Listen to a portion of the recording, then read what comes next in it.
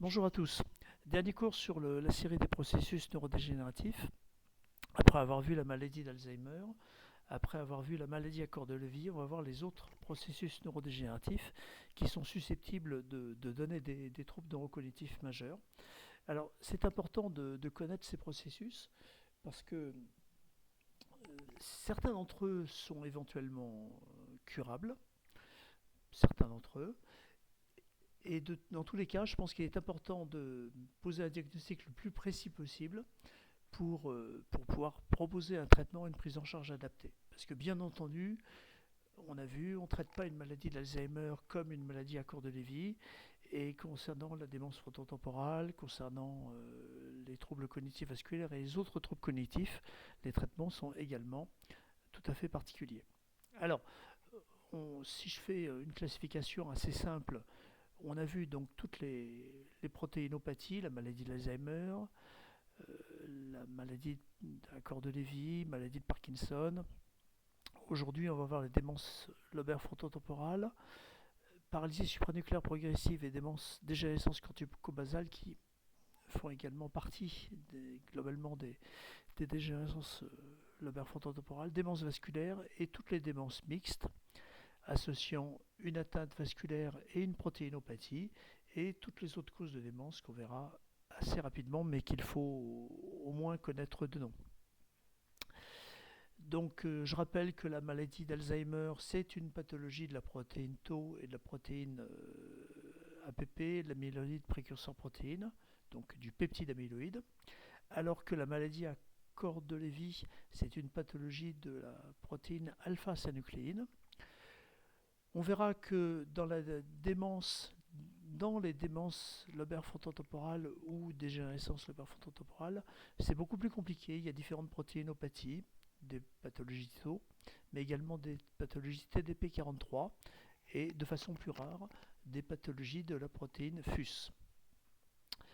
Protéine Tau pour la paralysie supranucléaire progressive.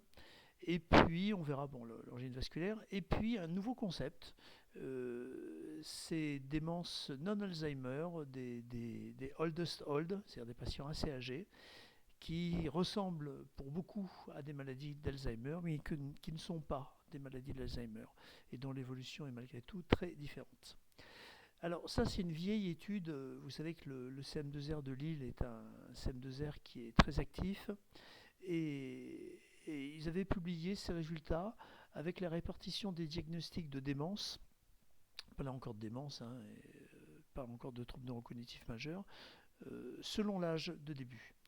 Et alors si on prend la maladie d'Alzheimer qui est en vert, on voit qu'il y a beaucoup plus de malades d'Alzheimer chez les patients âgés de plus de 65 ans, en l'occurrence 61%, alors qu'il y en a beaucoup moins chez les patients âgés de moins de 65 ans, en l'occurrence 48%.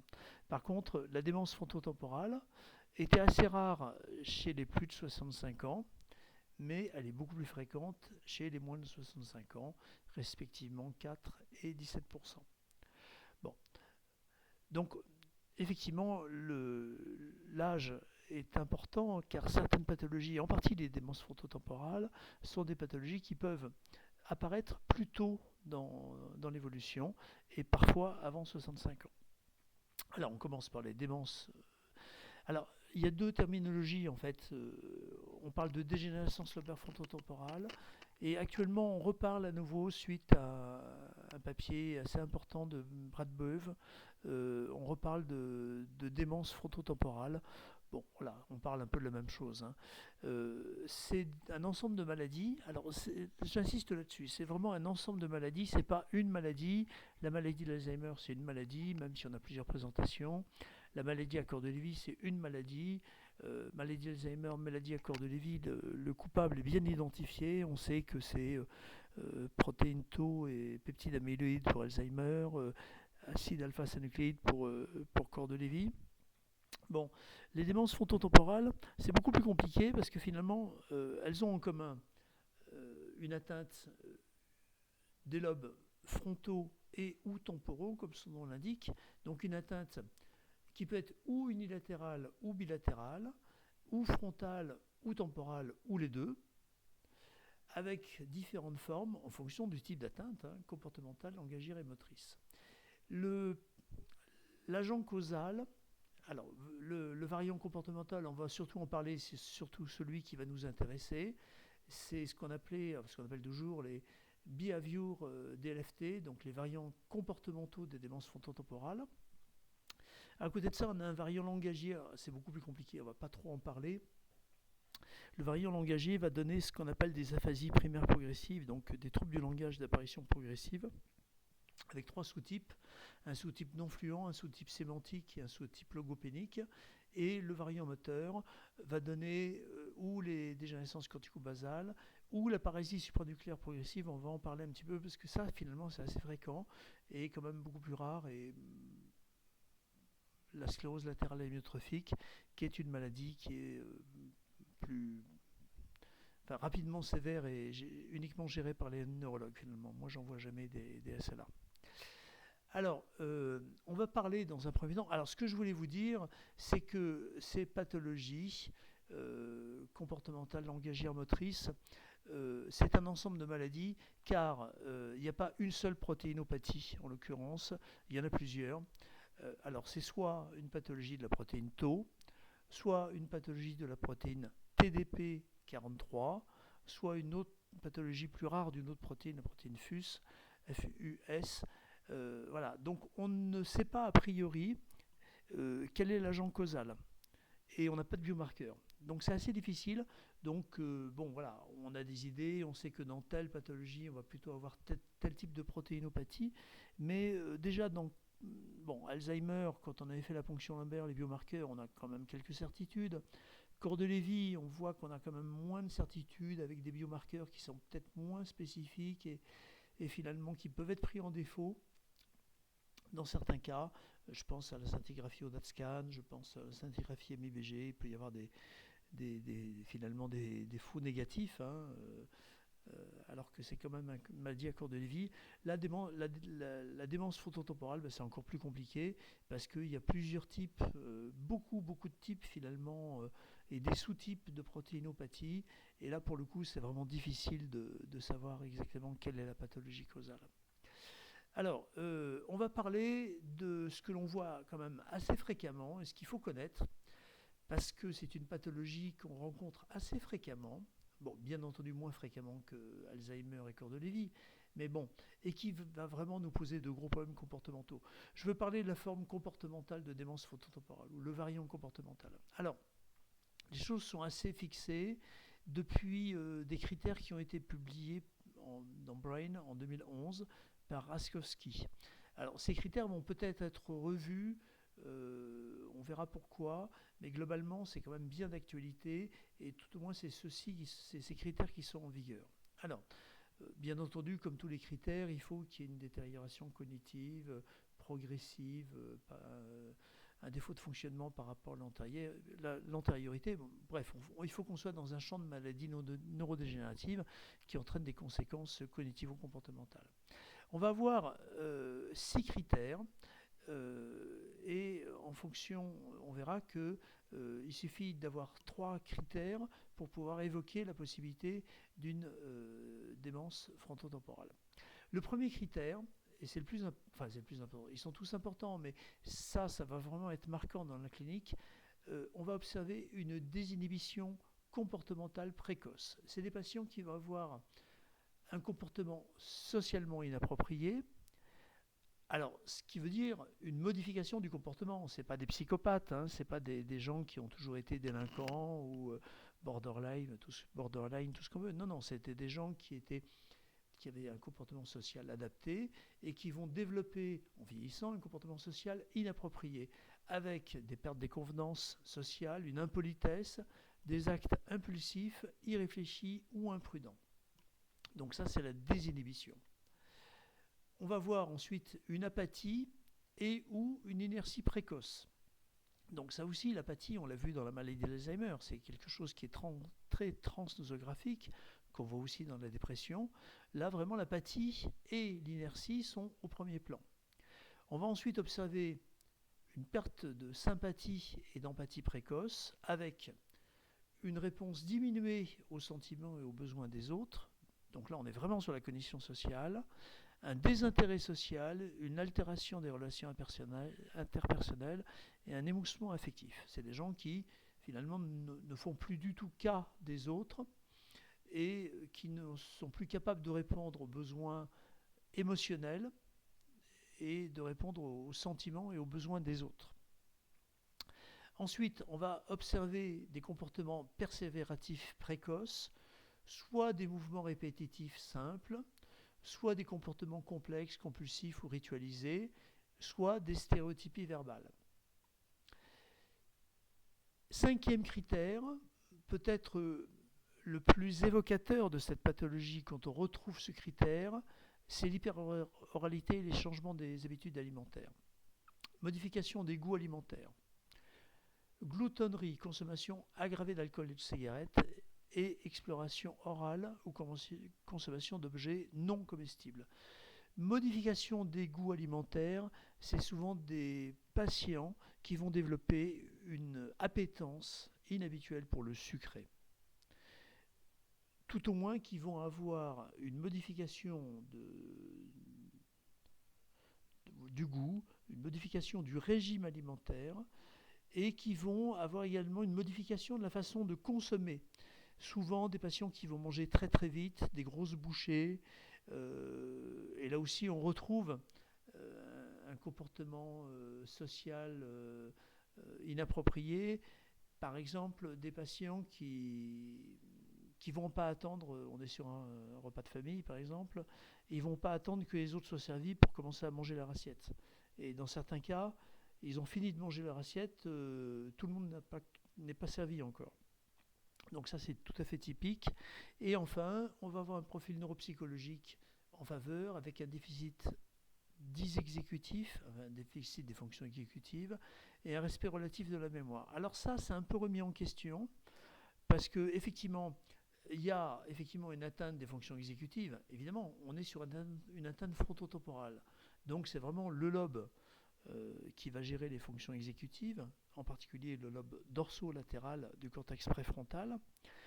Respect relatif de la mémoire épisodique, c'est pas tout à fait vrai, parce qu'on s'aperçoit qu'il y a certaines pathologies neurodégénératives qui vont également entraîner une atrophie hippocampique majeure et donc une atteinte de la mémoire épisodique. Ça, c'est plutôt vrai, un respect relatif des fonctions visuospatiales. Les fonctions visuospatiales, on est vers le postérieur, vers l'occipital, et là, le lobe occipital est clairement pas touché. Alors là, on voit très bien qu'on a un chevauchement avec la psychiatrie. L'apathie, l'inertie, ça peut évoquer de la dépression. La désinhibition comportementale précoce, ça peut évoquer des pathologies psychiatriques. On peut avoir des erreurs diagnostiques avec des schizophrénies, perte de sympathie, d'empathie précoce. Là aussi, on peut avoir des diagnostics différentiels avec des pathologies psychiatriques, schizophrénie, troubles bipolaires. Mouvement, comportement persévératif, on peut avoir un chevauchement avec certains troubles obsessionnels compulsifs. Et effectivement, le critère le plus neurologique, c'est l'hyperoralité. Parce que l'hyperoralité, et surtout les changements d'habitude, les changements de régime alimentaire, ça, c'est vraiment pas psychiatrique. Donc, quand on a ce critère-là, on verra qu'on peut quand même être, orienter le diagnostic vers une démence frontotemporale. On va aller très vite. Pour la forme langagière, on a donc 3 variants. Ces variants ont été définis, là aussi en 2011, par l'équipe de Gorno-Tampini, avec un variant non fluent et ou agrammatique, donc des patients qui vont avoir un discours saccadé avec une perte de la grammaire, des erreurs grammaticales, et surtout un discours qui demande un effort. C'est des patients qui ont besoin d'un effort considérable pour parler. À l'opposé, on a les aphasies primaires progressives sémantiques, où là, c'est une perte du sens des objets. C'est une perte du sens. Et en dernier, les aphasies logopédiques. En fait, il s'agit souvent de formes langagières de maladie d'Alzheimer. Là, c'est le manque du mot. Les patients ont un discours fluent, ne perdent pas le sens des mots, mais cherchent leurs mots. Donc on se retrouve finalement sur le troubles du langage que l'on voit habituellement sur une maladie de l'Alzheimer. Radiologiquement, eh bien, sans surprise, on a une atrophie du lobe frontal avec un gradient d'atrophie. Autant dans la maladie d'Alzheimer, on a plutôt une atrophie de ces zones-là, la région du précuneus, là, qui se situe par ici, alors que dans les démences frontotemporales, comme son nom l'indique, on a une dégénérescence plutôt frontale. Ça, c'est caricatural. Là, on a effectivement une atteinte des deux lobes temporaux, en particulier des lobes temporaux interne. Donc quand on voit que ça, on pourrait dire maladie d'Alzheimer, mais effectivement le lobe temporal externe est également très touché, alors que le reste va plutôt bien. Là aussi sur cette coupe, on voit également une atrophie très très importante du lobe temporal, avec cet aspect de ballonisation des ventricules, qui est tout à fait typique de ces pathologies. Et on voit vraiment un gradient, parce que si on regarde derrière toute cette partie-là, c'est normal. Et l'atrophie, on peut tirer presque une ligne au cordeau, là, ici, en disant que en dessous, c'est normal, et au-dessus, c'est très atrophié. Donc voilà, ça c'est typique des démences frontotemporales, et ça c'est vraiment une imagerie caricaturale de démence frontotemporale. On retrouve à peu près les mêmes images avec les différentes séquences. Bon, je passe. Ça, c'est un de mes patients. Là aussi, hein, voilà, on voit très bien, on a un lobe temporal externe, donc c'est inversé, hein. Ça c'est gauche, qui est normal, et le lobe temporal externe, droit, il n'y a plus que le squelette du lobe temporal qui est complètement atrophié. Donc on voit bien vraiment le côté focal de l'affaire. Un petit focus sur ce qu'on appelle la paralysie supranucléaire progressive, qui est une maladie beaucoup moins connue, mais peut-être beaucoup plus fréquente qu'on le pense, et probablement sous-diagnostiquée. On parle de la paralysie supranucléaire progressive, vous l'entendrez peut-être sous le nom de maladie de Steele-Richardson, ou si on veut être complet et oublier aucun des auteurs, c'est maladie de Steele-Richardson-Olszewski. J'espère qu'on prononce comme ça. Steele-Richardson-Olszewski. D'après certains auteurs, je pense au docteur Melissa Murray de la Mayo Clinic, au professeur Gabor Kovacs, qui est canadien, ce serait la deuxième maladie neurodégénérative après Alzheimer. Bon, peut-être pas, hein, peut-être que c'est quand même Corps de Lévy la deuxième, enfin, peut-être que la PSP c'est la troisième en tout cas. En tout cas, d'après ces auteurs, c'est complètement sous-diagnostiqué. Le principal critère, c'est une paralysie oculomotrice, c'est-à-dire une atteinte des mouvements des yeux, mais c'est très spécifique, c'est dans le plan vertical. C'est-à-dire que d'un point de vue caricatural, finalement, c'est des patients qui, quand ils ont cette paralysie oculomotrice, vont être capables de bouger les yeux dans le plan horizontal normalement, mais ne pourront pas les bouger, beaucoup moins dans le plan vertical. On va également observer des instabilités posturales avec des chutes précoces et des troubles cognitifs également précoces avec un syndrome dysexécutif. Alors ça, c'était une étude, c'était une diapo que j'ai empruntée à mon collègue et ami le professeur Bernard-François Michel de Sainte-Marguerite, qui est à la retraite maintenant, et il a tenu lui-même de la Mayo Clinic, donc de Melissa Murray, et d'après cette série de Melissa Murray, eh ben, la PSP arrivait avant la maladie à corps de Lévy et bien avant les démences dégénérescence lobaire frontotemporale. Donc c'est dans cette étude, la PSP est très très fréquente. Oui, c'est énorme, hein. Ils ont 962 cas de PSP pour 1507 cas de maladie d'Alzheimer, c'est complètement monstrueux. Bon, je ne sais pas si c'est vraiment répliqué cette étude, mais en tout cas, voilà. Sachez que c'est probablement beaucoup plus fréquent qu'on ne le pense. Alors, on avait même pensé que Hillary Clinton, quand elle était en campagne à la campagne présidentielle, on avait même suspecté qu'elle avait une paralysie supranucléaire progressive parce qu'effectivement, elle avait le regard fixe, elle ne montait pas les yeux vers le haut, et donc peut-être les partisans de Donald Trump à l'époque avaient fait courir ce bruit que Hillary Clinton avait une paralysie supranucléaire progressive. Donc, je ne crois pas que ce soit vérifié. En tout cas, c'était paru sur Internet. Alors, les critères de PSP, donc là aussi, critères parus en 2017. Trouble moteur, c'est un syndrome extra-pyramidal. On a vu le syndrome extra-pyramidal dans la maladie de Parkinson lors du précédent cours. Donc, on a d'abord des troubles moteurs avec un syndrome parkinsonien à kinétorigide axiale. C'est-à-dire que autant on a vu que dans la maladie de Parkinson, la rigidité, elle était surtout segmentaire, périphérique.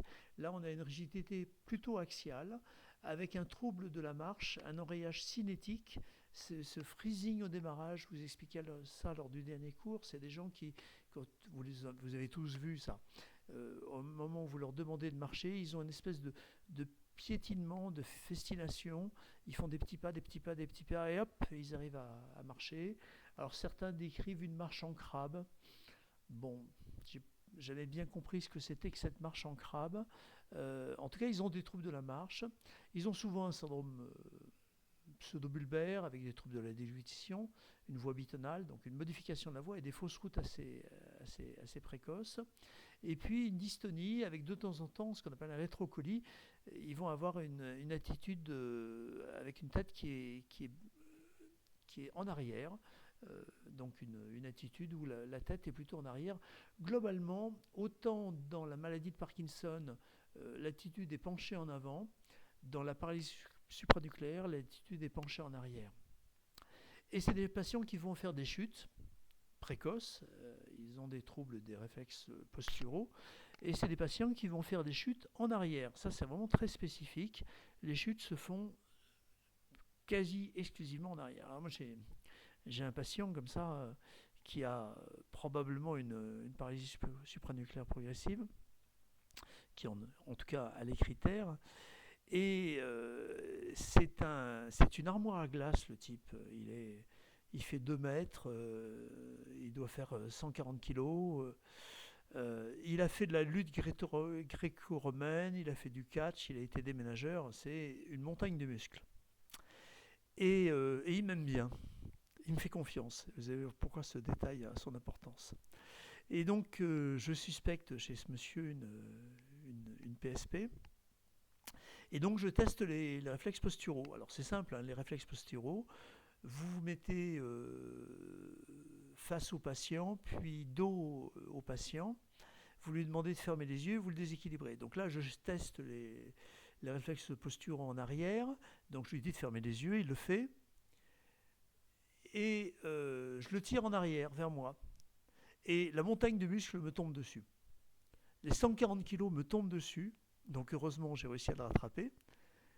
Alors je lui dis, mais enfin, vous ne rattrapez pas là? Il me dit, non, je vous fais confiance. En fait, il était incapable de... Je lui dis, alors maintenant, essayez de garder votre équilibre. Essayez de garder votre équilibre. Parce qu'il y en a un qui avait fait ça une fois en soirée, qui m'était tombé dessus. Et heureusement, je l'avais rattrapé, mais il avait fait exprès. Et j'avais cru qu'il faisait pareil, qu'il faisait exprès. Et pas du tout. Il avait cette perte totale des réflexes posturaux, ce qui fait qu'au moindre déséquilibre, les yeux fermés, il tombait en arrière. En avant, il avait moins le réflexe. Bon. Alors, c'était impressionnant parce qu'il était vraiment très très costaud et très très très fort. Et voilà. Donc, les troubles moteurs, les chutes précoces avec les troubles de réflexe de posture, et surtout les troubles oculomoteurs, je vous en ai parlé, avec la limitation du regard dans la verticalité. Et c'est des patients qui ont un regard très fixe. Vous avez l'impression qu'ils vous fixent. Ils ont un regard qui est souvent très pénétrant, avec peu de mouvements oculaires, peu de clignements oculaires, un regard très très fixe. Et mon patient a justement un regard très impressionnant, les yeux bleus en plus. Et quand il me regarde, il est vraiment très impressionnant. En plus de son physique imposant, il a un regard qui l'est aussi. Et ça, je pense que c'est dû aux troubles oculomoteurs. Les troubles cognitifs, bon, rien de très nouveau. Là aussi, puisqu'on est sur le champ des atteintes frontotemporales, on va avoir forcément une atteinte, logiquement plutôt une atteinte des fonctions exécutives, flexibilité, élaboration conceptuelle, une activation et un contrôle des stratégies autogénérées, je vais vous dire ce que c'est, à quoi ça correspond, un ralentissement des processus de traitement de l'information, et une mémoire épisodique et des fonctions instrumentales préservées. Alors, le ralentissement des processus de traitement de l'information, c'est souvent des patients qui vont être extrêmement lents. Donc, vous avez l'impression qu'ils ne comprennent pas ou qu'ils ne veulent pas vous répondre, mais il faut juste leur donner le temps de répondre. C'est que vous posez une question et vous attendez la réponse qui peut finir par arriver. Donc, il y a un ralentissement qui est majeur. Dans certains cas, moi j'ai vu des ralentissements tout à fait considérables. Et l'activation et le contrôle des stratégies autogénérées, c'est des patients qui vont débuter une activité et vont être incapables d'arrêter cette activité. C'est le signe de l'applaudissement, je pense que j'en parle un peu plus tard, mais là je vous en parle tout de suite pour vous expliquer de quoi il s'agit. Je vais peut-être juste rebasculer un instant sur le diaporama.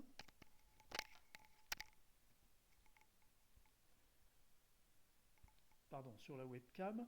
Alors, ça veut dire quoi ? Il y a un signe qu'on appelle le signe de l'applaudissement, qui est un signe emblématique de la paralysie supranucléaire progressive. Bien.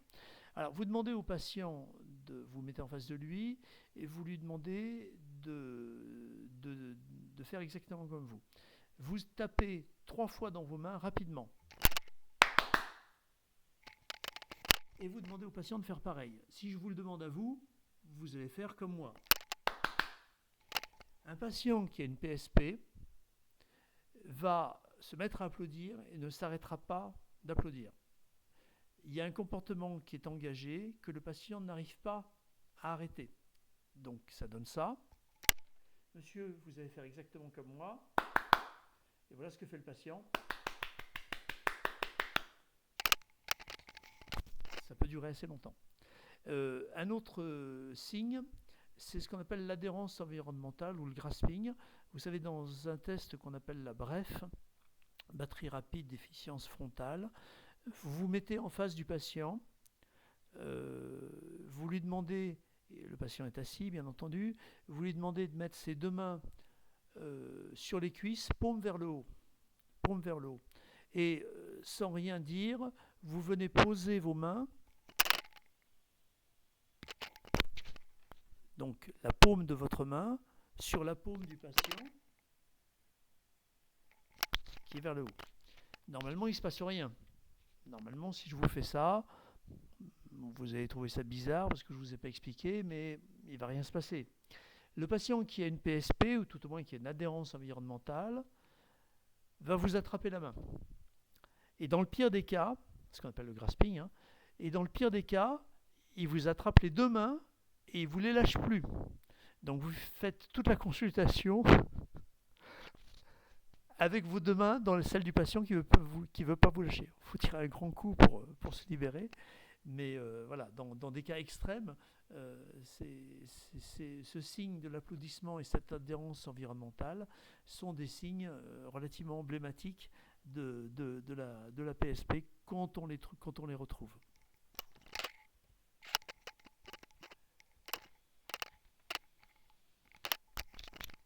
Voilà. Et enfin, on a des troubles du comportement. On retrouve ce qu'on a vu juste avant dans le variant comportemental. L'apathie, l'inertie, la boulie, l'apragmatisme, donc des troubles de l'autostimulation, l'adhérence environnementale, l'écholalie, l'échopraxie, le grasping, je viens de vous le dire. L'écholalie, c'est le patient qui répète ce que vous venez de dire. L'échopraxie, c'est le patient qui imite vos gestes. Et puis l'incapacité à réfréner un comportement engagé, c'est le signe de l'applaudissement. Et donc tout ce qui est palilalie, persévération aidée, signe de l'applaudissement. Palilalie, c'est des patients qui vont être capables de répéter 3 fois la même chose, répéter 3 fois la même chose, répéter 3 fois la même chose. Ça, c'est par exemple une palilalie.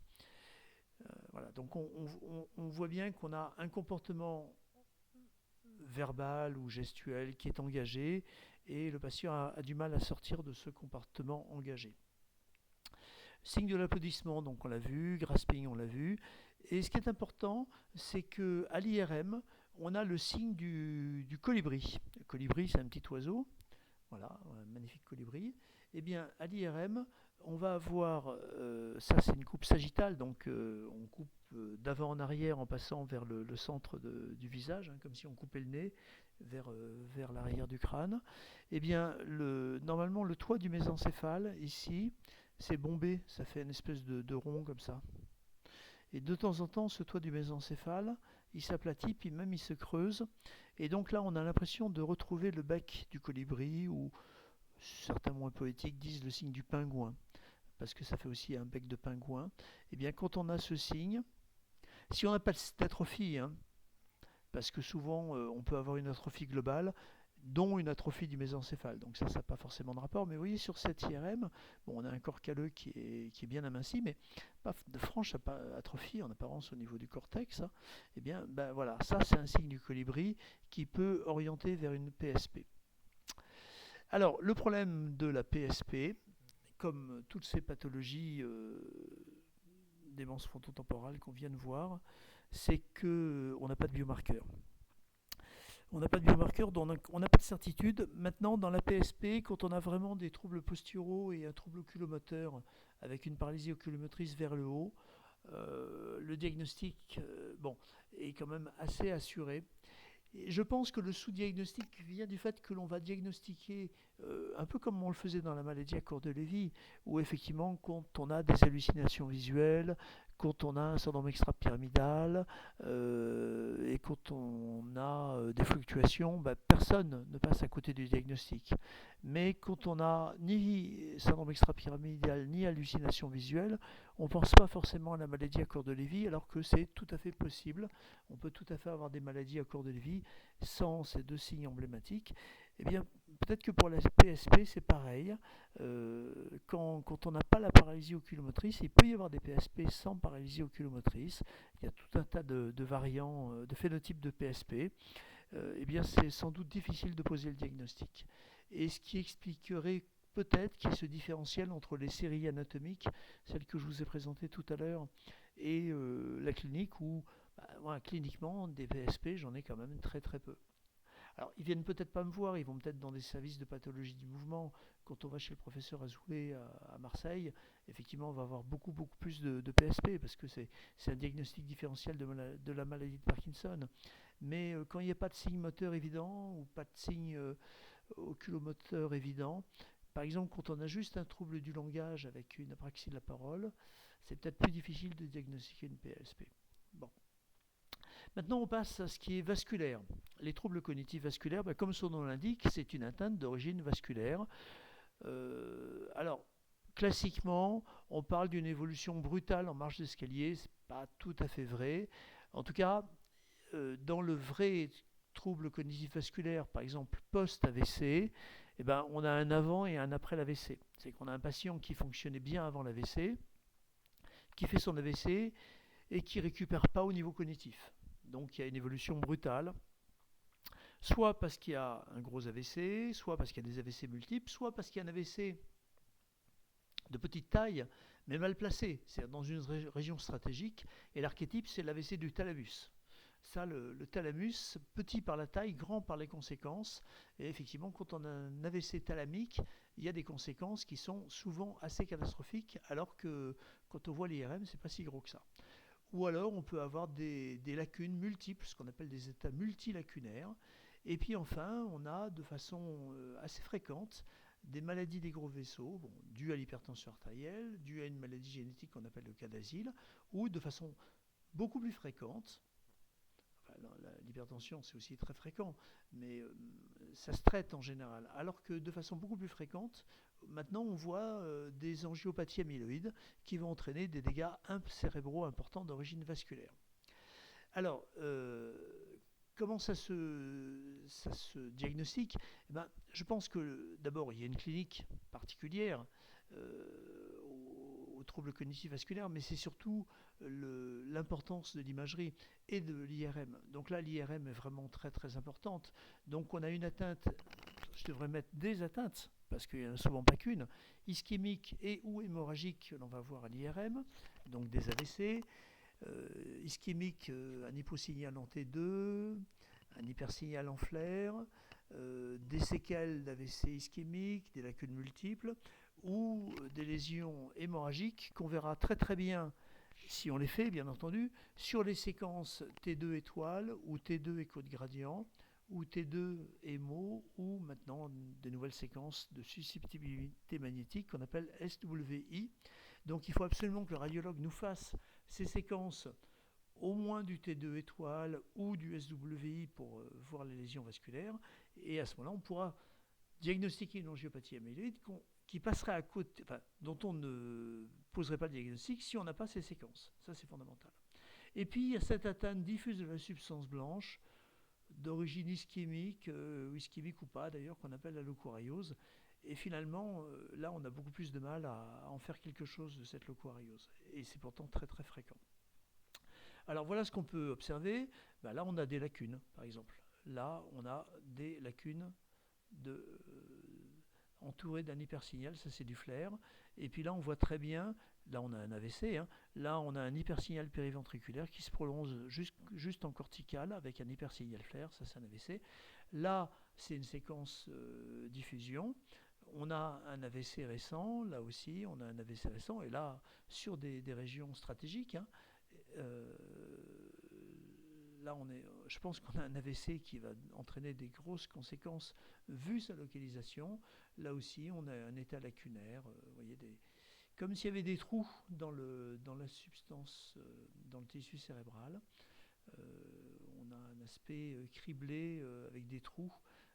C'est ce qu'on appelle un état multilacunaire. Donc il y a les lacunes que l'on voit, et puis il y a toutes les lacunes que l'on ne voit pas. Donc c'est souvent la somme de toutes ces lacunes qui fait la gravité de l'atteinte. Donc là pareil, hein, là on a des hypersignaux de la substance blanche, là ça conflue, c'est du phasé case 3. Bon, il se passe là aussi, on voit bien qu'il y a des grandes plages de leucoariose.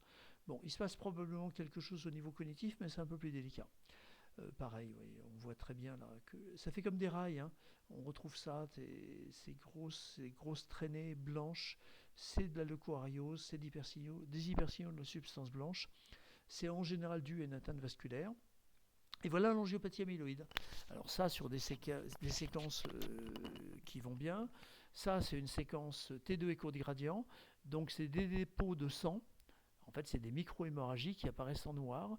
Et donc, tous les petits trous noirs, là, c'est des dépôts, des micro-hémorragies, des micro-bleeds. Ça, c'est un autre type de séquence. C'est probablement du SWI. Et donc là, on voit qu'il y en a de partout. Il y a une atteinte qui est vraiment diffuse, très importante. Alors, en général, l'atteinte de l'angiopathie amyloïde, elle est plutôt périphérique. Alors que l'hypertension artérielle, ça va plutôt être centrale. Bon, là, on en a un plutôt central, mais là, on voit bien que c'est plutôt périphérique et souvent plutôt postérieur. Donc ça, c'est 2 IRM typiques d'angiopathie amyloïde. Ça, c'est un hématome. Ça, c'est pas un IRM, c'est un scanner. Donc on voit bien un hématome. L'hématome apparaît très nettement alors, on parle plus d'hypo ou d'hypersignal, mais d'hypo ou d'hyperdensité. Et donc, c'est du sang, donc c'est en hyperdensité, donc c'est blanc. Et on a une zone en hypodensité en périphérie, c'est probablement une ischémie ou un œdème périlésionnel. Et puis avec un effet de masse où là, on voit bien que là, le ventricule a quasiment disparu, là, il est refoulé. On voit bien que ça comprime tout ça. Les facteurs de risque de ces éléments cardiovasculaires, de ces éléments vasculaires finalement, c'est les facteurs de risque cardiovasculaires, l'hypercholestérolémie, le tabagisme, l'hypertension artérielle, le diabète, l'athérome carotidien et la fibrillation auriculaire. Alors, les facteurs de risque, c'est plutôt ça. Ça, c'est 2 pathologies, mais tous ces éléments-là favorisent la survenue d'un trouble cognitif vasculaire. Et puis, 2 maladies à part, l'angiopathie amyloïde cérébrale et le cas d'asile, qui est une maladie générale, génétique, plus rare, mais qui va donner des lésions vasculaires extrêmement précoces. Et souvent extensive. Le traitement, c'est le traitement des facteurs de risque. Hein, c'est simple. Hein, traitement par statine si on a une hypercholestérolémie, arrêter de fumer, traiter l'hypertension artérielle, c'est pas très compliqué, équilibrer le diabète. Si on a un athérome carotidien, c'est plutôt les antiagrégants plaquettaires, c'est-à-dire le cardégique, Et si on a une fibrillation auriculaire, c'est plutôt les AVK. Alors, j'ai mis AVK, mais enfin, c'est plutôt has-been maintenant, hein, c'est les anticoagulants. Et même, on peut dire, ce qui se fait beaucoup maintenant, c'est les anticoagulants oraux directs, les AOD, par exemple les Likis, ou le Pradaxa, ou le Xarelto. Bon, nous, on donne pas mal des Likis. Moi, j'aime bien les Likis chez les patients âgés. Donc, fibrillation auriculaire, en général, voilà, il faut mettre un anticoagulant parce qu'on sait très bien que sinon il y a des emboles qui vont partir et qui vont partir dans la circulation cérébrale et en général dans l'artère sylvienne, c'est-à-dire l'artère cérébrale moyenne, ce qui donne les hémiplégies. Bon, traitement du diabète, cholestérol et du tabac. Angiopathie amyloïde, contre-indication des anticoagulants et des antiplaquettaires, point d'interrogation. Ça, c'est très discuté. Parce que dans l'angiopathie amyloïde, je fais simple, hein, il y a un risque hémorragique, mais il y a aussi un risque ischémique. Donc finalement, le but, c'est de se dire, ok, il y a un risque hémorragique, mais quel est le plus sévère entre le risque hémorragique et le risque ischémique? Par exemple, un patient qui a une angiopathie amyloïde et une fibrillation auriculaire, bon, il y a débat, hein, je peux vous le dire. Parce qu'effectivement, on prend le risque d'avoir des hémorragies, d'aggraver les hémorragies si on met un anticoagulant. Mais si on ne met pas d'anticoagulant, il y a un risque ischémique qui est largement aggravé par la fibrillation auriculaire. Bon, ça, c'est vraiment une affaire de spécialistes et de... Voilà, il faut y réfléchir à plusieurs, c'est pas facile. Les démences mixtes, c'est ce qu'on a vu, hein, finalement. C'est l'association de signes cliniques, de signes IRM et biologiques en faveur d'une maladie d'Alzheimer, en particulier avec une ponction lobaire positive. C'est l'association de signes radiologiques avec une encéphalopathie vasculaire, un infarctus, des lacunes, le coariot sévère, et c'est l'association de critères de maladies à corps de Lévy et de biomarqueurs. Donc en général, tout ça, ça peut être combiné. Alors là, par exemple, voilà, je vous remonte cette image où clairement on peut se dire qu'il y a du vasculaire, parce qu'il y a ces lacunes, un peu de coariose, voilà, mais il y a aussi une atrophie un peu diffuse. Bon, ça c'est typiquement une démence mixte, très probablement. Donc voilà, tout est possible. Souvent c'est Alzheimer vasculaire en général, mais ça peut très souvent être corps de Lévy, Alzheimer, et puis ça peut être les trois, hein, Alzheimer, vasculaire, corps de Lévy. Donc tout est possible. Et puis surtout, plus les patients vieillissent, et plus l'association Alzheimer, corps de Lévy, et même Alzheimer vasculaire, corps de Lévy, devient fréquente avec des tableaux composites où on a des critères et des signes cliniques des deux maladies, voire des trois maladies. Donc des signes cliniques d'Alzheimer et de corps de Lévy, plus des signes radiologiques de démence vasculaire. On n'y comprend plus rien.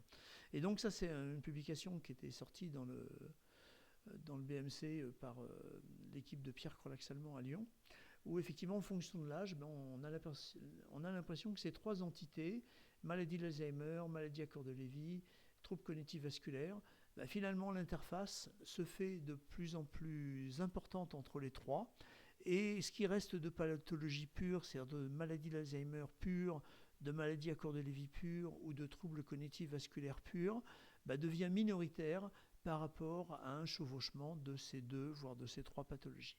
Donc finalement, plus on avance en âge, et plus on a de risque de voir des pathologies associées. Et ça, je vous avais déjà montré cette étude lors d'un cours précédent, sur le cours de Lévy, et sur le cours sur le corps de Lévy, où ça infirme un petit peu cet élément, où là, pour certaines pathologies, l'angiopathie amyloïde, la maladie à corps de Lévy, finalement, on aurait presque plus, enfin, on a même plus de collésions d'angiopathie amyloïde et de collésions de maladies à corps de Lévy chez des early onset, donc début précoce, versus light onset, début tardif, donc avant ou après 65 ans, en particulier pour ces deux pathologies. On voit que pour les maladies à grains argyrophiles et les lésions vasculaires, là, pour le coup, l'âge est quand même le facteur de risque le plus important. Et fort logiquement, pour la pathologie vasculaire, plus le début est tardif et plus on a des collésions vasculaires. Donc voilà, le débat entre ça n'est pas encore tout à fait fixé. Et puis enfin, je voudrais vous parler des troubles cognitifs des oldest old, des vieux vieux. Vieux vieux. Alors les vieux vieux, c'est pas très gentil, hein, c'est les 85 ans et plus, ou les 90 ans et plus. C'est des gens très âgés qui, s'ils sont très âgés, la paralysie ne serait pas dit mieux, c'est qu'ils n'étaient pas malades. C'est des gens qui ont traversé les âges sans trop de maladies et qui arrivent, que je vois arriver en consultation mémoire, 88, 90, 92 ans, voire plus, et qui sont toujours à peu près autonomes, mais qui ont souvent des troubles de la mémoire. Alors, il y a encore 5-6 ans, on les classait, on les mettait, on en faisait des maladies de l'Alzheimer. Et puis, je me suis posé la question, j'ai eu plusieurs patients, je me souviens très bien d'un patient que j'ai connu en 2011, qui est décédé maintenant, mais que j'ai suivi une dizaine d'années, et en 10 ans de suivi, il ne s'est rien passé, il ne s'est pas aggravé. C'est qu'en 2011, il avait un trouble de la mémoire massif, grand comme le bras, mais le trouble de la mémoire était isolé, bon, il y avait une perte d'autonomie, il vivait plus ou moins au foyer de logement, il avait une amie, il passait les week-ends chez son amie, tout ça. Et puis 10 ans plus tard, c'était pareil. Bon, je me suis dit, c'est quand même bizarre, il n'y avait pas de trouble du langage, il n'y avait pas de trouble du mouvement, et puis c'est des patients qui sont très conscients de leur trouble de la mémoire. C'est quand même bizarre pour un Alzheimer, c'est un drôle d'Alzheimer, ça quand même. Eh bien, c'était probablement pas un Alzheimer. Alors, c'est ce qu'on appelle les vraies fausses maladies d'Alzheimer. 20%, d'après certaines études, des troubles cognitifs majeurs amnésiques, donc des amnésies progressives des vieux, des 85-90 ans et plus, ne seraient pas des maladies d'Alzheimer.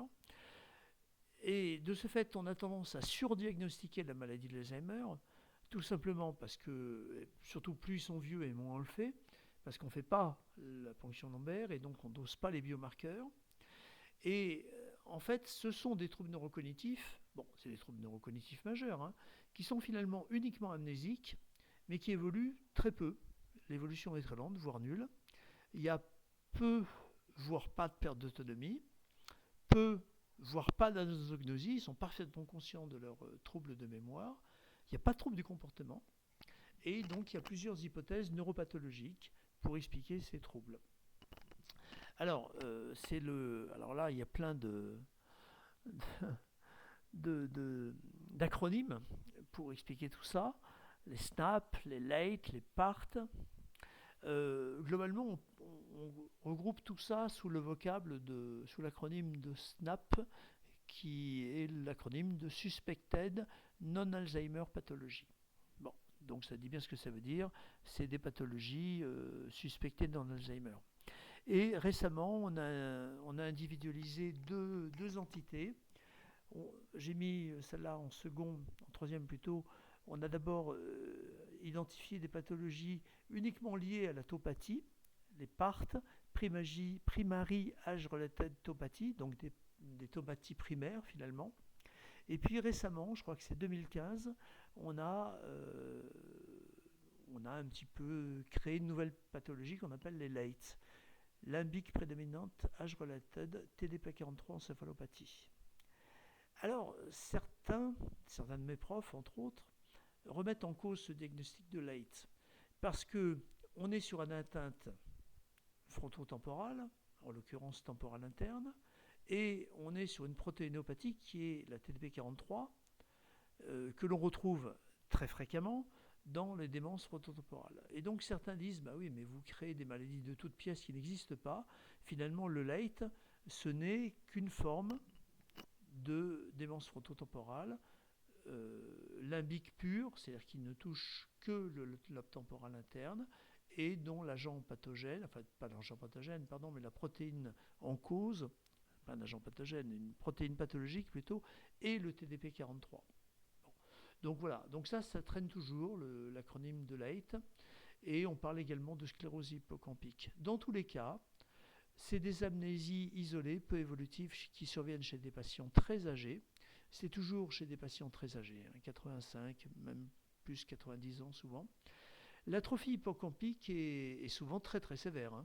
on a vraiment des lobes temporaux internes qui sont très, très pathologiques, avec une atrophie très sévère, mais parfois isolée. C'est qu'il n'y a pas du tout d'atrophie des aires associatives polymodales. Le précunus c'est nickel. Il n'y a pas d'autres atrophies. Il n'y a pas d'atrophie en dehors de... Comme c'est des gens âgés quand même. On a une atrophie liée à l'âge, j'aime pas ce terme, mais que l'on peut observer chez des patients âgés. Mais là, on a vraiment une atrophie localisée uniquement à l'hippocampe. Et si on prend la précaution de faire une ponction lombaire, eh bien on aura des biomarqueurs de la maladie d'Alzheimer normaux. Donc le diagnostic de maladie d'Alzheimer, il prend un coup quand même. Donc voilà, ce serait ça, c'est SNAP, ce serait une amnésie progressive, peu évolutive, mais uniquement limitée à l'atteinte de la mémoire, finalement sans atteinte des autres éléments cognitifs, sans anosognosie. Je peux vous le dire, j'ai vu il n'y a pas très longtemps un collègue médecin à la retraite de plus de 90 ans, 92 ans, qui a probablement un SNAP, parce qu'il a une amnésie très sévère, une atrophie importante du lobe temporal interne, des hippocampes, mais le reste fonctionne bien. Et il est extrêmement angoissé parce qu'il est parfaitement conscient de son amnésie, de son trouble, alors qu'en général, les patients qui ont une maladie d'Alzheimer, quand ils viennent me voir, ils ne savent même pas pourquoi ils viennent me voir, parce que pour eux, tout va très très bien. Donc on voit vraiment ce différentiel, anosognosie totale dans la maladie d'Alzheimer, pas ou peu d'anosognosie dans ces SNAP, et puis une atrophie hippocampique corrélée avec l'amnésie, et des biomarqueurs qui, si on prend la peine de les faire, sont normaux. Les autres causes de démence, bon, alors là, c'est beaucoup plus rare, mais il faut savoir que ça existe. La première, l'hydrocéphalie à pression normale, ou hydrocéphalie chronique de l'adulte. Alors ça, c'est un peu l'arlésienne, parce que tout le monde en parle, mais personne n'en a jamais vu. Et puis, quand on pense en tenir une, on n'est même pas sûr du diagnostic. Classiquement, dans l'hydrocéphalie à pression normale ou l'hydrocéphalie cross... Alors, très mauvais terme, parce que précisément, la pression n'est pas normale. Elle est augmentée, justement. Mais elle est augmentée de façon très progressive, ce qui fait qu'il n'y a pas de signe d'hypertension intracrânienne. Ça augmente de façon très progressive. On a une augmentation de pression dans le liquide céphalorachidien et on a une triade de signes qu'on appelle la triade d'Adam-Atkins, bon, peu importe, trouble de la marche, trouble sphinctérien avec une incontinence et trouble cognitif avec un profil plutôt sous-corticofrontal, donc un profil un peu particulier qui n'évoque pas une maladie d'Alzheimer. Et vous prenez ces patients, vous leur faites une ponction lombaire soustractive, c'est que vous retirez du liquide céphalorachidien, mais vous en retirez beaucoup, c'est au moins 300 millilitres, donc vous retirez beaucoup de liquide, ça prend du temps. Vous améliorez de façon considérable les patients. Alors souvent, vous améliorez bien la marche. Si l'hydrocéphalie est installée depuis très longtemps, les troubles cognitifs, les troubles sphinctériens, c'est moins évident. Mais normalement, un des critères de l'hydrocéphalie, c'est l'amélioration par la ponction lombaire soustractive, ou on parle aussi de ponction lombaire déplétive. On retire du liquide qui est en trop grande quantité. Alors ça, c'est caricatural, mais c'est ça en fait. C'est vraiment une augmentation considérable du volume des ventricules avec des sillons qui sont complètement effacés. C'est que là, on ne voit même plus les sillons. En fait, le cerveau est complètement repoussé par des ventricules qui sont complètement énormes. Donc ça, oui, c'est des diagnostics évidents. Ça, évidemment que c'est des hydrocéphalies à pression normale. Ça, c'est un peu plus délicat. On voit un peu moins les sillons, mais enfin, on les voit quand même. Alors, voilà. Le problème, c'est que radiologiquement, bon, là, c'est caricatural, mais il y a des fois où ça l'est un petit peu moins. Là aussi, ça, c'est bon, évident, c'est clair. Mais il y a des fois où on n'a peut-être pas des ventricules aussi dilatés, mais on a une atrophie corticale avec des sillons très, très élargis et des ventricules également très, très élargis.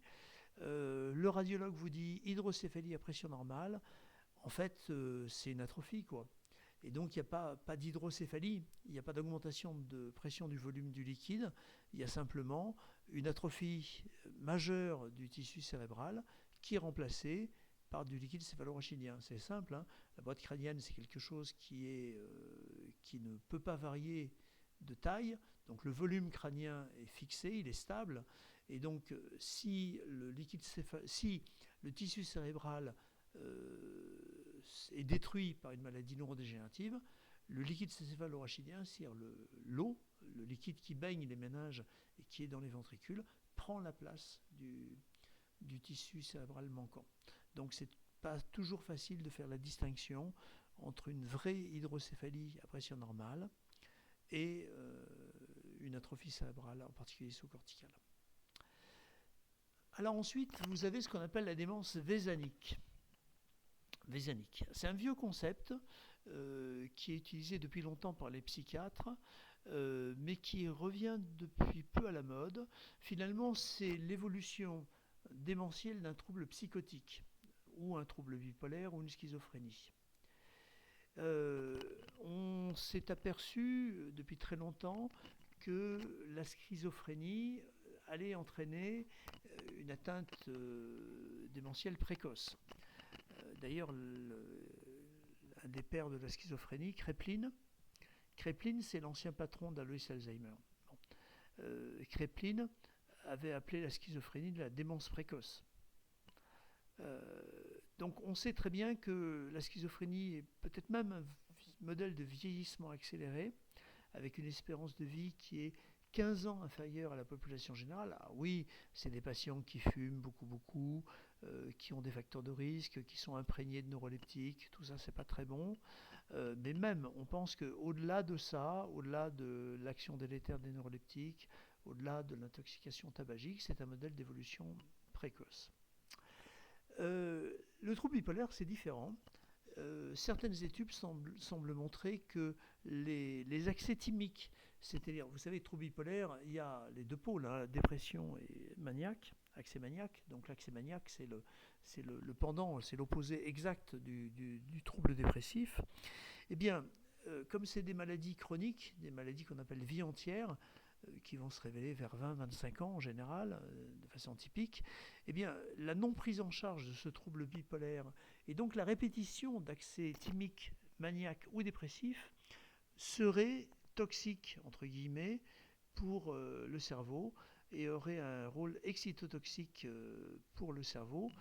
Et donc, la question est, est-ce que cette involution cognitive avec cette évolution démentielle des troubles psychotiques, qui est une réalité, est-ce que c'est un effet délétère des traitements psychotropes ? Peut-être bien que oui, peut-être bien que non. Actuellement, on est plutôt en train de se dire que si on traite de façon précoce et efficace une schizophrénie et surtout un trouble bipolaire, on va prévenir cette évolution déficitaire. Donc cet argument a tendance à tomber actuellement. Est-ce que c'est l'évolution de la maladie psychotique pour son propre compte ? Plutôt. Appauvrissement de la pensée, effet néfaste des troubles délirants, évolution progressive vers une démence précoce.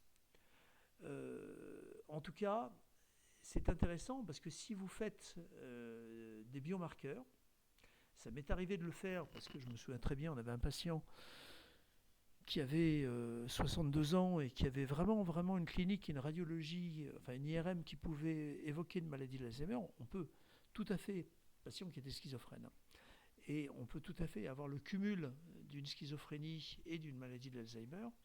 Donc on avait fait, j'avais proposé la ponction lombaire, on avait fait la ponction lombaire où on avait étudié les biomarqueurs, c'était pas un Alzheimer. Les biomarqueurs étaient normaux.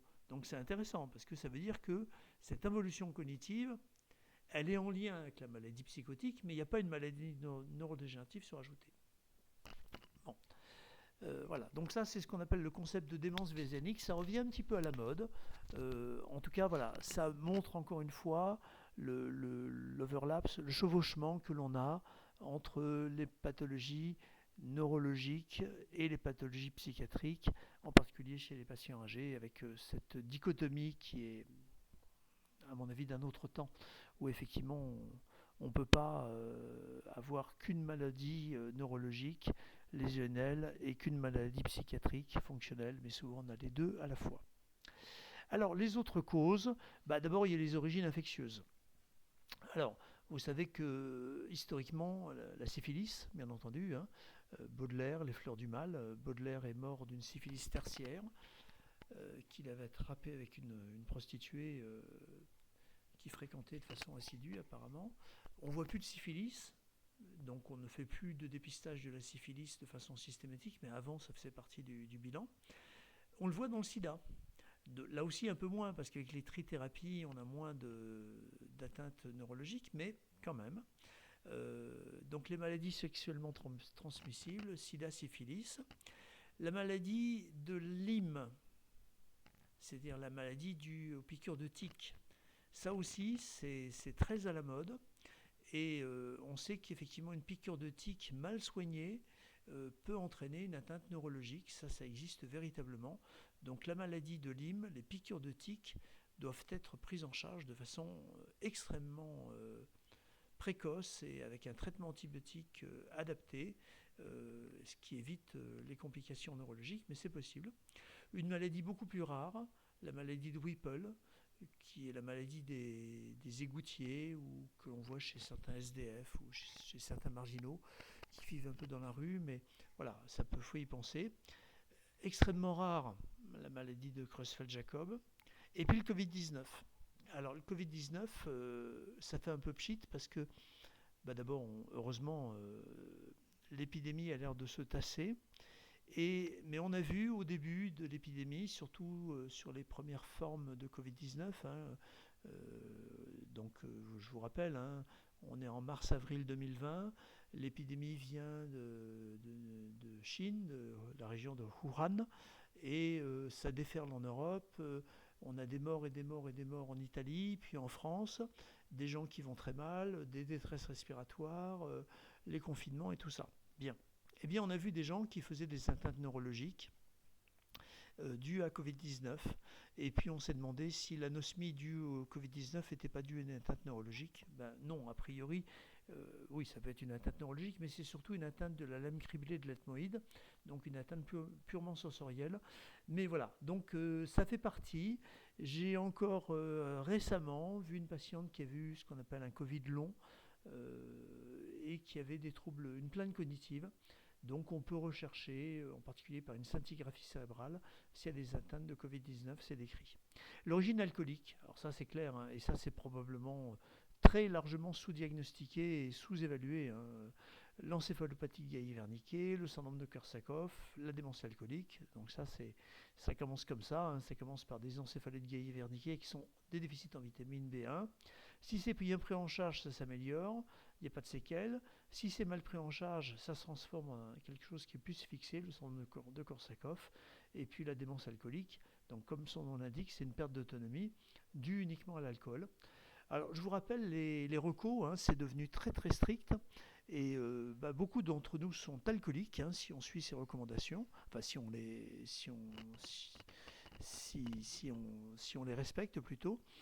Si on ne les respecte pas plutôt, puisque c'est actuellement divers standards, donc quel que soit le type d'alcool, bière, alcool fort, vin, digestif, whisky, etc. Le volume correspond à la même quantité d'alcool. Donc divers standards d'alcool fort par semaine, sans dépasser 2 verres par jour, et pas tous les jours. Donc si vous buvez un verre tous les jours, vous êtes déjà plus dans les clous parce que c'est pas tous les jours. Si vous buvez le week-end une quantité exagérée d'alcool fort, enfin d'alcool en général, vous n'êtes pas dans les clous non plus. Bien. Donc ça va très très vite et rapidement, on est hors des recommandations pour ce qui est de l'alcool. Donc probablement que l'origine alcoolique doit être recherchée. En plus, vous savez, les patients qui consomment de l'alcool, souvent vous les interrogez, vous avez l'impression que vous en consommez plus qu'eux. Hein. Si vous les écoutez, ils ne boivent jamais. Bon, c'est intéressant. Mais voilà, donc c'est toujours très difficile de savoir. Et puis les marqueurs biologiques, les gamma-GT, les transaminases, ça n'a strictement aucune valeur. Donc c'est purement l'enquête clinique qui vous fait dire si on a un trouble de l'usage de l'alcool ou pas. Les origines endocriniennes, ça c'est très important, hein. L'hypothyroïdie, c'est quand même hyper fréquent. Ça, j'en ai vu, je me souviens quand j'étais jeune interne à la Pitié-Salpêtrière à Paris, j'ai vu ce qu'on appelle la myxodème, c'est une démence avec une hypothyroïdie. Ça, c'est vraiment c'est fréquent, il faut le rechercher, mais bon, facile à traiter, hein. Voilà, il ne faut pas en arriver là, bien entendu. Les origines inflammatoires, la sclérose en plaques, la maladie d'Hurton, le lupus érythémateux disséminé. La sclérose en plaques, on pensait que c'était une maladie purement motrice, eh bien non. On sait maintenant qu'il y a des troubles cognitifs qu'il faut rechercher dans la sclérose en plaques. Maladie d'Hurton, vous savez, cette artérite inflammatoire qui peut rendre les gens aveugles si on ne les traite pas. C'est quand même des choses assez fréquentes chez les patients âgés. L'origine anoxique. Alors, le monoxyde de carbone, CO, c'est monoxyde de carbone. Vous savez que les intoxications au monoxyde de carbone, c'est quelque chose de particulièrement grave et ça peut entraîner, il y a certaines zones du cerveau qui peuvent entraîner, qui sont particulièrement sensibles au monoxyde de carbone et on peut voir une atteinte hippocampique avec un trouble massif et définitif de la mémoire suite à une intoxication au monoxyde de carbone. Et un peu le même principe, les arrêts cardiaques ou les bas dépit profonds, c'est-à-dire des patients qui vont faire un arrêt cardiaque qui n'est pas immédiatement réanimé, ou des patients qui vont avoir une très profonde hypoxie qui va durer assez longtemps, ou des patients qui vont avoir une chute de tension et une tension imprenable pendant pas mal de temps. Eh bien, on sait que certaines couches et certaines zones du cerveau sont particulièrement sensibles, et ça peut donner ce qu'on appelle des nécroses laminaires, dont on ne fait pas forcément le diagnostic tout de suite, et qui peuvent évoluer, ou tout au moins ressembler comme deux gouttes d'eau, quand on les voit à distance, à des maladies neurodégénératives, en particulier des maladies d'Alzheimer. À nouveau, parce que l'hippocampe est sensible à l'hypoxémie, donc la nécrose laminaire va souvent toucher l'hippocampe, ça peut toucher le cervelet, et ça touche certaines zones, c'est pour ça qu'on parle de nécrose laminaire, c'est qu'il y a certaines zones dans le cerveau qui sont plus sensibles, et donc ça, il faut y penser. S'il y a un événement aigu, il vaut mieux le savoir et rechercher la cause.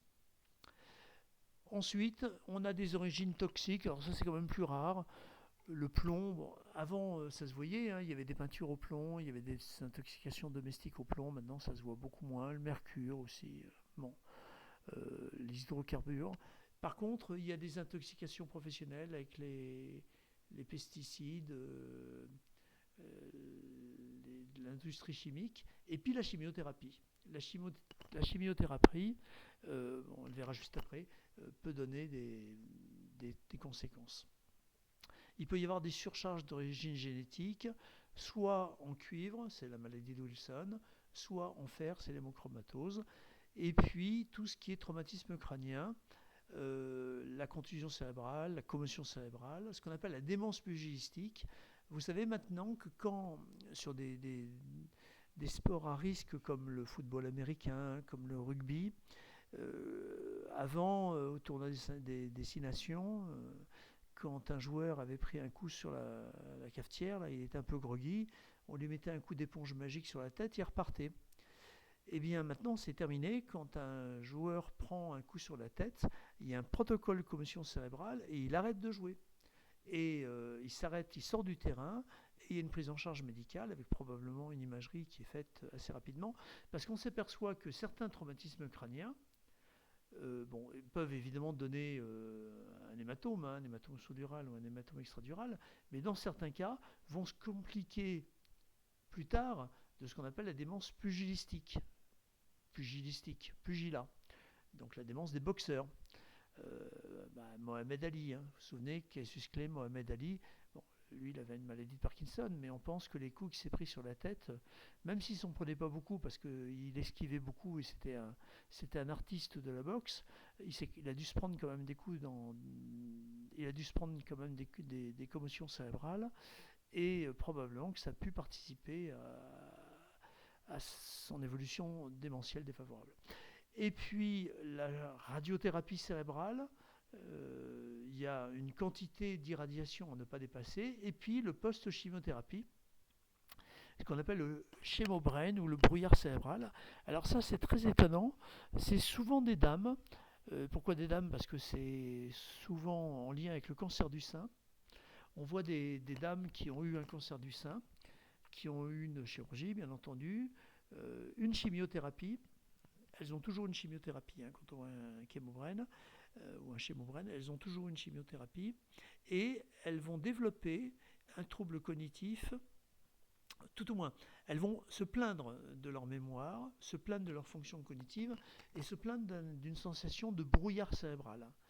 L'imagerie est normale, en général le bilan neuropsychologique est normal. Donc voilà, donc il faut les prendre au sérieux, il faut entendre leurs plaintes, mais on n'a pas forcément de solution parce que c'est des dames qui viennent vous voir en disant c'est bien gentil, l'oncologue m'a guéri de mon cancer du sein, mais je ne suis plus comme avant. Et puis quelque chose qui est très particulier et qu'il faut repérer, c'est ce qu'on appelle les encéphalites limbiques, donc ces maladies auto-immunes, hein, comme son nom l'indique, qui sont soit paranéoplasiques, soit désimmunitaires, et qui vont entraîner une évolution démentielle aiguë, voire subaiguë, voire même très rapide dans certains cas. Donc ça c'est pareil, souvent c'est dû à ou une atteinte auto-immune, hein, donc ça se traite, hein, ça peut même se guérir, ou paranéoplasique, c'est-à-dire que, comme vous savez, c'est les manifestations paranéoplasiques, c'est comme ces gens qui vont faire une phlébite bilatérale sans raison, et ensuite, dans le bilan, on trouve un cancer du pancréas. Bon, eh bien, c'est une manifestation paranéoplasique d'un cancer qui n'est pas encore détecté, qui est présent mais qui n'est pas encore détecté, et qui va entraîner des manifestations à distance qu'on appelle des manifestations paranéoplasiques. Eh bien là, c'est pareil, on a des atteintes extrêmement sévères, qui, qui peuvent être stoppées, voire même régresser si on traite le cancer, si on a la chance de le diagnostiquer. Alors justement, on va terminer le cours par un beau cas clinique, le cas clinique de sœur Yvette. Je me suis bien planté, vous allez voir pourquoi. Donc sœur Yvette. Donc là on est, vous voyez, le casier de la Poste faisant foi, comme on dit, on est le 5 janvier 2012. Et là, on a une autre lettre du 20 décembre 2011. Bien cher Armand, le 23 de ce mois, c'est la Saint-Armand, alors bonne fête. Je prierai à tes intentions, bah oui, c'est une sœur. Hein. Comment allez-vous tous les trois? Moi, je suis au chaud, une extinction de voix, j'ai plus envie de sortir, il fait froid. Bon moment en perspective, grisaille d'hiver, je vous embrasse tous les trois. Survette, faites de note la carte. Lisa, donc ça c'est la cachette de la Poste faisant foi. Je suis content de pouvoir t'envoyer un chèque de 10 euros pour 5 cartes, etc. Bon, nickel, hein, nickel la sœur Yvette. Elle est âgée, hein, mais regardez l'écriture, c'est parfait. Hein. Elle écrit bien, la syntaxe est nickel, nickel. Elle va très bien. Elle a 84 ans, elle est droitière, elle est religieuse. Bah oui. Elle vit depuis 4 ans en colocation. Alors je ne sais pas si on dit colocation parce que, enfin bon, bref, elle est dans la même chambre, cellule, je ne sais pas comment on dit, dans le même appartement, avec une sœur Emma. Elles appartiennent toutes les deux à une congrégation religieuse, les sœurs de la charité, pardon. Et c'est la mère Sup qui a imposé à sœur Yvette la présence de sœur Emma, qui semble être une peau de vache, hein, cette sœur Emma. Elles lui ont fait baver des ronds de chapeau à cette pauvre sœur Yvette. Sœur Emma, elle n'est pas gentille avec elle. Voilà. Sœur Yvette est autonome, elle n'a pas d'aide à son domicile, et elle décrit une colocataire qui est autoritaire, une cohabitation qui est difficile, mais bon, comme c'est la mère Sup qui a dit, sœur Yvette, elle accepte. Bien. Et puis, depuis 4 ans, malgré tout, on voit un changement de comportement. Elle s'emporte facilement, elle a une attitude colérique, des réactions impulsives et violentes. C'est pas elle, ça. Voilà, c'est pas la sœur Yvette qu'on connaît. Elle a des excès de colère, des cris, des injures à l'encontre de sœur Emma. Ah oui, évidemment, la peau de vache, là, elle lui en fait voir, mais sœur Yvette, elle commence à se rebeller. Elle maigrit, elle se néglige au niveau vestimentaire, elle est fatiguée, elle se couche comme les poules, 19h30, elle dort de plus en plus. Elle participe à des ateliers de peinture sur soie, mais le dessin est moins précis, le trait est plus grossier. Donc tout ça, c'est depuis 4 ans. Bon, oui, bon, voilà, c'est une dame de 84 ans quand même, hein. Donc depuis 4 ans, depuis ses 80 ans, c'est moins bien. Bien, bon, écoute, les antécédents, rien d'extraordinaire, hein. Elle a un diabète de type 2, une hypertension. Elle est opérée de la thyroïde. Je vous ai dit attention à l'hypothyroïdie. Sa thyroïde est bien équilibrée avec une TSH normale. Elle a un traitement du diabète, une hémoglobine glyquée présentable, une bonne fonction rénale. Elle n'a pas de syndrome inflammatoire. Et puis son médecin traitant dit qu'elle est tout à fait adorable, volubile. Bon, elle va bien. Elle va bien, cette sœur Yvette. Elle porte bien ses 84 ans. Et puis, depuis le 15, enfin, vers le 15 janvier, elle va voir son médecin traitant qui l'envoie voir un neurologue en urgence. Il y a eu une aggravation rapide des troubles du comportement, elle a fait des esclandres, elle insulte tout le monde, elle se réveille la nuit, elle fout le bazar la nuit, agitation nocturne, et puis brutalement elle perd son autonomie pour les activités instrumentales de la vie quotidienne. Il se passe quelque chose, vous voyez, entre la lettre là, entre le 5 janvier 2012 et le 15 janvier, il se passe quelque chose, rapidement. Elle est transférée aux urgences le 26 janvier, aux urgences de l'hôpital de Digne, et l'urgentiste qui le reçoit décrit une patiente qui est logorique, elle parle très facilement, elle parle de la sœur Emma, de ses difficultés. Il y a effectivement une tonalité dépressive dans le discours et dans les affects, et on évoque une dépression. Voilà. Et donc on la transfère en médecine interne. À l'époque, il y avait un service de médecine interne et transfert en médecine interne. Bon, ok. Et puis voilà, donc c'est ce qu'on a dit. L'écriture était parfaite, et puis ça s'est brutalement aggravé depuis mi-janvier. Je la vois le 1er février, donc là on est à un peu moins d'un mois d'évolution. Je la vois dans sa chambre, elle est valide, mais elle se casse la figure. Quand elle ne se casse pas la figure, elle fugue. Le discours est stéréotypé, répétitif. Il y a des persévérations, des écholalies. Donc là, ça fait déjà un peu démence frontotemporale. Pas d'anxiété. Moi, je trouve pas vraiment de syndrome dépressif, pas de délire, pas d'hallucination, pas de syndrome extra-pyramidal. MMS 7 sur 30. 7 sur 30. Alors que moins d'un mois avant, elle écrivait nickel. Là, 7 sur 30. Avec un langage à 2. Donc elle a 1 en orientation temporale, 2 en orientation spatiale, 2 en apprentissage, 0 en calcul, 0 en rappel, 2 en langage et 0 en écriture. Le scanner, on fait un scanner injecté, normal. On dit qu'il est normal. Mais effectivement, il n'y a pas grand-chose. Alors, il n'est pas tout à fait droit son scanner, hein, mais il est pas mal hein, pour son âge. Il n'y a pas une grosse atrophie corticale ou sous-corticale. Il est tout à fait correct. Donc on n'a pas grand-chose à mettre sous la dent sur le simple scanner. Je ne vous ai pas mis d'autres coupes parce qu'il est vraiment moche. Alors moi je demande une IRM quand même. Et puis à l'IRM, ben, on ne retrouve pas grand-chose. Pas de séquelles d'AVC, une leucoriose qui est peu significative, une atrophie hippocampique Shelton 2. Bon, oui, quand même. Enfin, Shelton 2 à son âge, c'est pas énorme. Et puis, il n'y a pas d'hématome, il n'y a pas de tumeur, il n'y a pas d'AVC, on ne comprend pas. Donc, effectivement, elle a des hippocampes quand même tout à fait corrects, hein. Voilà, pas mal l'hippocampe. Oui, il y a une petite atrophie là. La fissure choroïdienne est un peu élargie. On a un début d'élargissement de la corne temporale. Pareil de ce côté-là, mais on voit bien ce côté un peu plissé de l'hippocampe est bien conservé. Et puis le reste, il y a une petite atrophie, peut-être un peu une atrophie frontopariétale là, mais franchement, pas mal quoi. Oui, c'est un Shelton 2. C'est une atrophie hippocampique Shelton 2.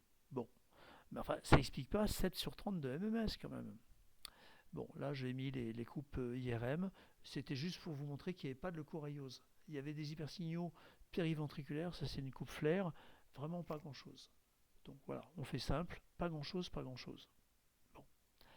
Donc premier diagnostic, démence sévère probablement préexistante mais non diagnostiquée. Alors là, c'est moi qui dis ça à l'époque, on tombe de sa chaise quand on lit ça, parce que non, quand on voit ce qu'elle écrivait, je pense que j'avais pas vu les écrits quand j'ai dit ça.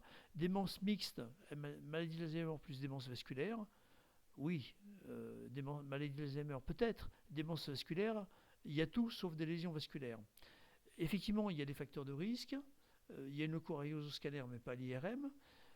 Bon, elle est vue par mon collègue et copain, le docteur Dananché, qui est neurologue, qui dit bah ouais, je suis d'accord avec toi. Bon, on n'en sait pas plus, quoi, finalement.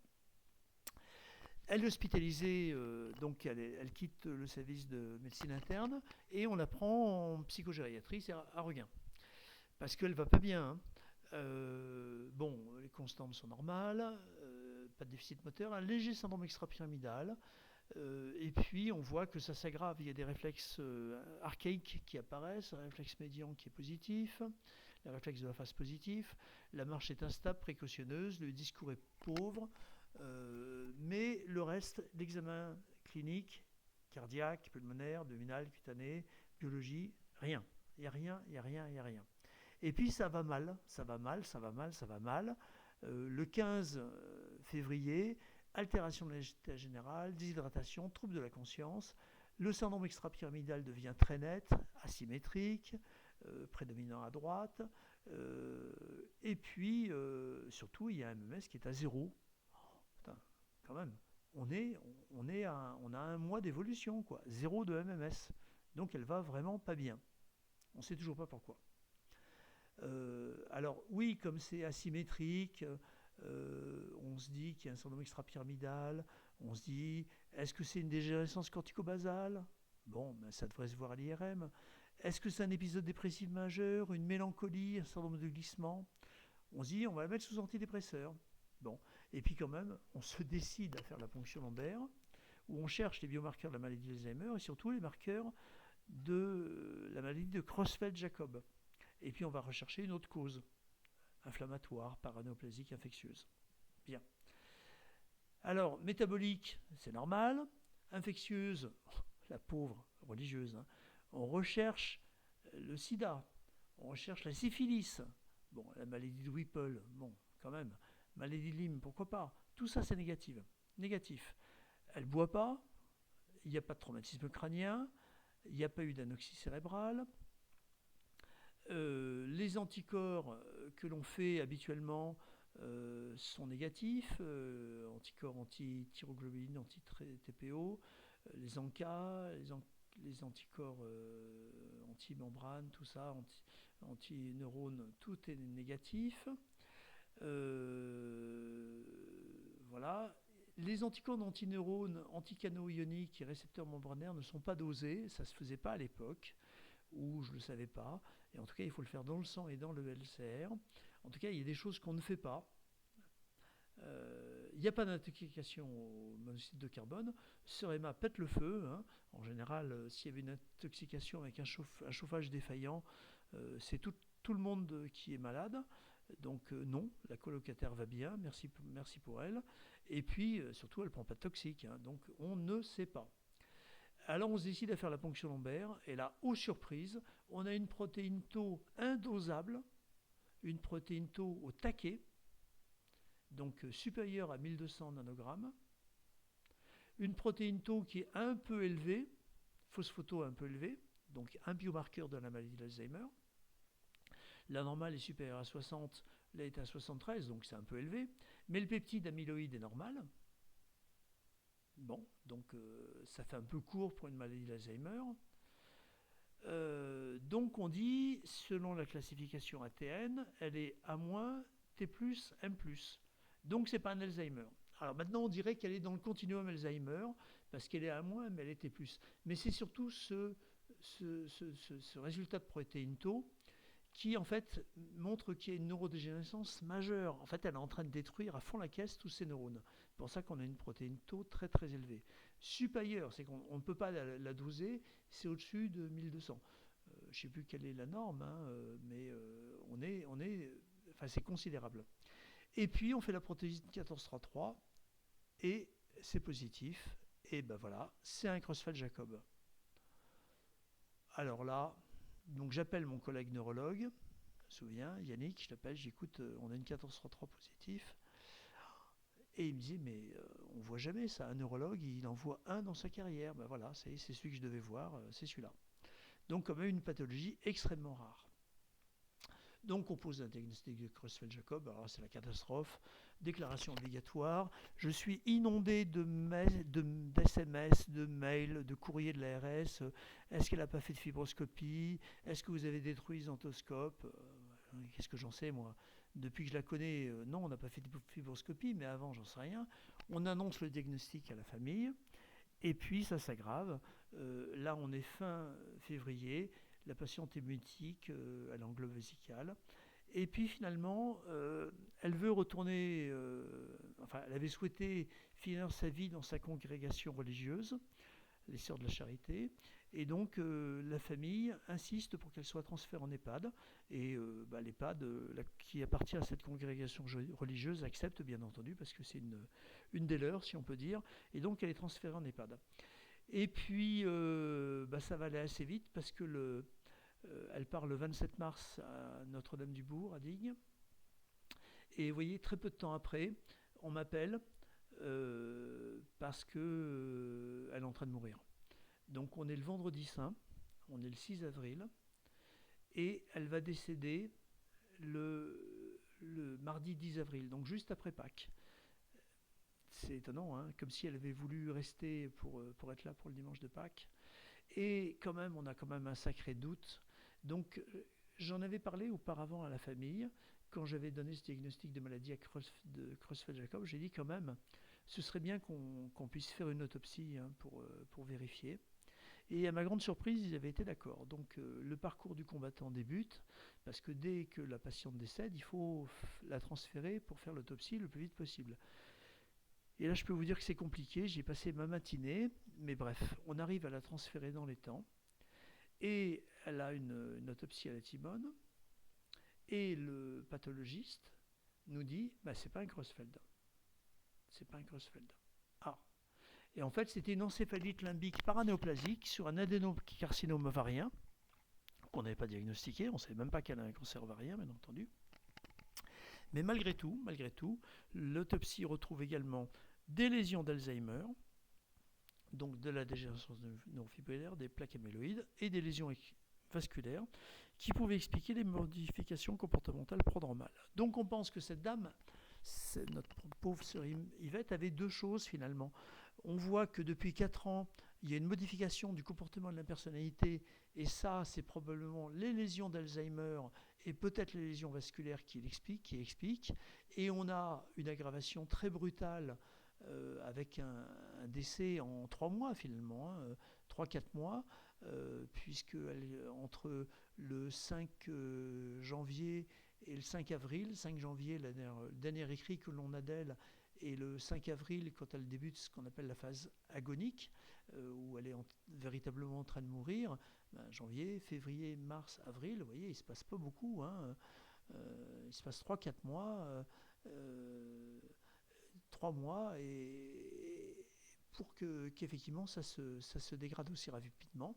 Et cette dégradation aiguë, presque suraiguë finalement, c'est l'encéphalite limbique paranéoplasique. Et alors on a un peu les boules parce qu'on se dit que si on avait pu à temps diagnostiquer le cancer de l'ovaire, si on avait pu l'opérer et la guérir de son cancer, on aurait arrêté l'évolution, parce que c'est dû finalement à des anticorps qui sont dirigés vers la mauvaise cible, des anticorps provoqués par le cancer, mais qui attaquent le cerveau. En fait, c'est ça l'encéphalite limbique paranéoplasique. Donc voilà, retenez que on a finalement des profils cognitifs qui vont être... ça c'est la conclusion, hein. Donc on a un profil, conclusion de tous les cours que l'on a fait jusqu'à présent. Pour la maladie d'Alzheimer, on a un profil cognitif avec un trouble de la mémoire au premier plan, alors que pour les autres pathologies, maladie à corps de Lévy, démence frontotemporale, démence vasculaire, finalement les troubles de la mémoire ne sont pas forcément au premier plan, et c'est surtout les fonctions exécutives qui sont au premier plan, des troubles posturaux, des troubles de la marche. Donc il faut être un peu fin sur la clinique pour faire la différence entre les deux, parce que l'imagerie ne va pas forcément nous aider, et que, en conclusion de tous ces cours, on peut dire quand même que la maladie d'Alzheimer reste la maladie la plus fréquente. Ça, c'est indubitable, mais qu'elle est surdiagnostiquée faute de biomarqueurs. C'est que probablement qu'on va surdiagnostiquer Alzheimer. Si on faisait des biomarqueurs, on aurait peut-être pas beaucoup, mais certains patients qu'on a diagnostiqués Alzheimer qui auraient des biomarqueurs négatifs. Et donc, on pourrait dire non, finalement, il y a un trouble neurocognitif, mais ce n'est pas Alzheimer. La maladie à corps de Lévy, on l'a vu, elle est sous-diagnostiquée, les nouveaux critères sont plus sensibles, mais bon, ils datent de 2017, on va voir ce que ça donne. Que les atteintes mixtes associant des lésions vasculaires, des lésions de maladie d'Alzheimer, des lésions de maladie à corps de Lévy sont très fréquentes. Attention à la PSP, probablement très sous-diagnostiquée, Dixit Gabor Kovacs, Mélissa Muret, probablement qu'on passe à côté de plein de paralysie supranucléaire progressive. Comme c'est une maladie atrophiante, on dit Alzheimer, en fait c'est des PSP. Que les démences, dégénérescences lobaires frontotemporales sont beaucoup plus rares, mais pas exceptionnelles, et donc il faut savoir y penser, et que les autres causes sont beaucoup plus rares, mais également il faut savoir y penser. Voilà, on a fini. Pardon. On a fini avec cette présentation. Voilà, avec ce cas clinique qui vous montrait bien la complexité des diagnostics et les difficultés des différents diagnostics. Voilà, j'espère vous avoir intéressé pendant ces cours et vous avoir donné l'envie de faire de la gériatrie ou de la neurogériatrie. Je voudrais juste que vous gardiez une conclusion à l'esprit, c'est que il y a des choses qui sont très faciles à faire. Poser un diagnostic de stade. Est-ce qu'il s'agit d'un trouble neurocognitif majeur avec une perte d'autonomie, ce qu'on appelle une démence? Ça, c'est très facile. Est-ce qu'il s'agit d'un trouble neurocognitif léger, c'est-à-dire une atteinte cognitive sans perte d'autonomie? Ou est-ce qu'il s'agit d'une plainte cognitive subjective, c'est-à-dire un patient qui se plaint de sa cognition avec finalement avec un bilan qui est normal? Ça, c'est facile à faire. La dimension syndromique, savoir si c'est amnésique, si c'est neurovisuel, si c'est dysexécutif, ça également, si on s'en donne la peine, c'est facile à faire. Donc il faut être le plus précis possible sur le stade et la dimension syndromique. Après ça, la dimension étiologique, vous l'avez vu que c'est beaucoup plus délicat, et c'est là où il faut faire des examens complémentaires, probablement faire des ponctions lombaires beaucoup plus qu'on ne le fait, beaucoup plus que je ne le fais personnellement, faire des ponctions lombaires, faire des scintigraphies, rechercher telle ou telle maladie, à l'avenir avoir d'autres biomarqueurs pour corps de Lévy, bien entendu, peut-être pour la PSP. Je sais qu'il y a pas mal de recherches pour essayer d'avoir des biomarqueurs pour la paralysie supranucléaire progressive. Et puis penser aux animaux à 5 pattes, c'est-à-dire à survivette, quoi, à des patients qui ont des évolutions atypiques. Et là, il faut vraiment essayer d'être le plus précis possible pour essayer de poser un diagnostic étiologique. Voilà. Merci beaucoup, beaucoup, beaucoup pour votre attention.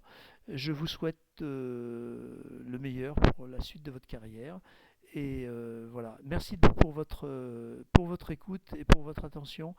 Et alors là, je m'adresse à mes collègues élèves de deuxième année. Encore désolé d'avoir loupé les 2 derniers cours. J'ai été désolé de ne pas pouvoir vous les faire en vrai. J'espère m'être à peu près rattrapé en vous les donnant en vidéo. Voilà. On se revoit l'an prochain. Et puis voilà. Merci et à bientôt. Au revoir.